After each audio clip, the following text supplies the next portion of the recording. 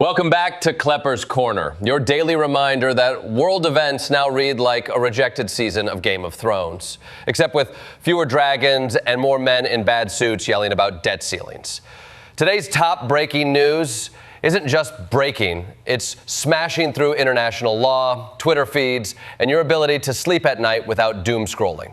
So buckle up, we're going global. Segment 1, Israel strikes Hamas leaders in Qatar. Israel just did something unprecedented. It bombed Hamas leaders in Doha, Qatar. Yes, the same Qatar that hosts U.S. troops, mediates peace talks, and occasionally hosts the World Cup when FIFA needs more cash than a Marvel reboot. Netanyahu's government claims this was wholly independent, which is like a teenager telling his parents the party was totally chill as the police haul away his friends. Hamas leaders may have survived, but 6 people, including a Qatari security officer, were killed. So Israel essentially said, we'll take out terrorists, but also your rent-a-cop. Sorry, not sorry. Meanwhile, the U.S. response was peak middle management. This doesn't advance our goals, but eliminating Hamas is still a worthy goal. Translation, we're disappointed in you, Israel, but also, good hustle, champ. The irony? The strike happened during ceasefire talks. Imagine if, halfway through marriage counseling, one spouse threw a Molotov cocktail into the therapist's office. That's not compromise, that's HBO drama. And then there's Gaza. Israel ordered a full evacuation of Gaza City. 1 million people told to pack up and move to Al-Mawasi, a strip of sand already more crowded than a Taylor Swift ticket queue. The UN says it's impossible. Netanyahu says, trust me, and the people say, can we get an Uber XL for $1 million? This is less about military precision and more about political theater. Netanyahu gets his victory picture to rally domestic support, while the rest of the world gets indigestion. Saudi Arabia, the UAE, Jordan, Egypt, Turkey, Iran, the UN, even Macron, everybody condemned it. The only guy not condemning? Donald Trump. He posted a last warning to Hamas on social media like he's a divorced dad yelling through Facebook Messenger. Take the deal or else. Segment 2, Nepal's Gen Z uprising. Nepal's government has collapsed after Gen Z revolted over a social media ban.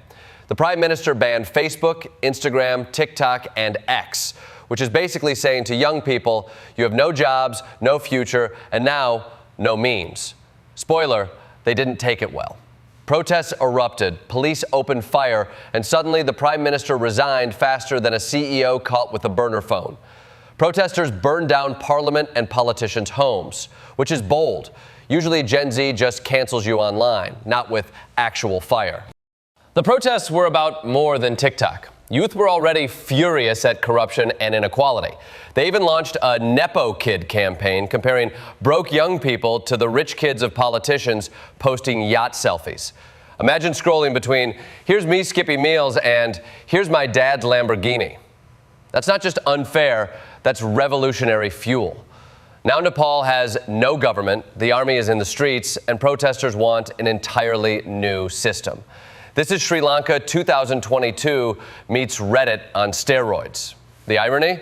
The government lifted the ban, but protests kept growing. Turns out banning TikTok didn't just end dances, it started a revolution. Segment 3, France's never-ending government collapse. France has lost its government. Again. That's 3 collapses in 14 months. At this rate, French prime ministers have the lifespan of a Netflix original series. François Bayrou lasted 9 months, which in French politics makes him practically immortal. Why did he fall? An austerity budget. He wanted to cut welfare, freeze jobs, and even cancel 2 public holidays. That's not just austerity, that's French blasphemy. Try telling the French no vacation and see how quickly they bring out the guillotines. Macron now needs his 5th prime minister in 2 years. Options? A centrist loyalist, a technocrat, or a Hail Mary from the left. But no matter who he picks, the math doesn't work. Parliament is split into 3 camps. Macron's centrists, the left, and Marine Le Pen's far right. Together, they agree on exactly nothing. The French Assembly has turned into a political escape room where everyone lost the key. The EU is worried too. France can't cut debt, can't govern, and might soon be at the mercy of creditors. Imagine Germany sending Macron a Venmo request. 4. Keeping the euro alive. Segment 4. India balances between BRICS and Trump. India just elected a new vice president. But the bigger drama is Modi skipping a BRICS summit aimed at pushing back against U.S. tariffs. Instead, he sent his foreign minister, basically saying, I RSVP'd, but sent my cousin instead. It's diplomatic ghosting. This is India's strategic autonomy. Modi's cozy with Putin and Xi one week, then avoids their anti-U.S. party the next. It's like dating multiple people, but telling each one, you're my only one, babe.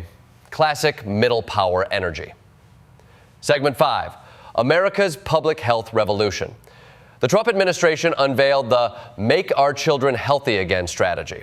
RFK Jr. is leading it, which is like putting a conspiracy theorist in charge of the CDC. But hey, maybe kids will finally get real vegetables instead of beige nuggets. The plan blames ultra-processed foods, chemicals, inactivity, and over-medication. It wants to reform dietary guidelines, ban additives, bring back whole milk in schools, and crack down on big pharma prescriptions for kids. Finally, an administration admits Lunchables aren't a food group. But this is going to war with food, chemical, and pharmaceutical lobbies. And if history shows anything, those industries fight harder than toddlers denied candy in a checkout aisle. Segment 6. Markets, tech, and Apple's new toy. Markets are rallying on hopes the Fed cuts rates, while small businesses scream they still can't hire workers. Wall Street's like, yay, cheap money. Main Street's like, cool, but no one wants to work at my sandwich shop. Meanwhile, Microsoft just signed a $19 billion AI server deal, SpaceX bought Spectrum, Tech and Anglo American merged, and Apple is unveiling the iPhone 17 lineup. Rumors include the iPhone 17 Air, just 5.5 millimeters thick. Thinner than your excuses for why you still have an iPhone 12. Segment 7. Science and weirdness. Science is busy. Air pollution accelerates Alzheimer's. Glioblastoma is being mapped like Waze for tumors. Dengue fever rewires your immune system. And a new AI chip runs on light, not electricity. That's right. Your next phone could literally run on vibes. But NASA warns asteroid deflection could backfire if you miss. Imagine Earth dodging an asteroid, only for it to boomerang back in 50 years like a cosmic Uno reverse card.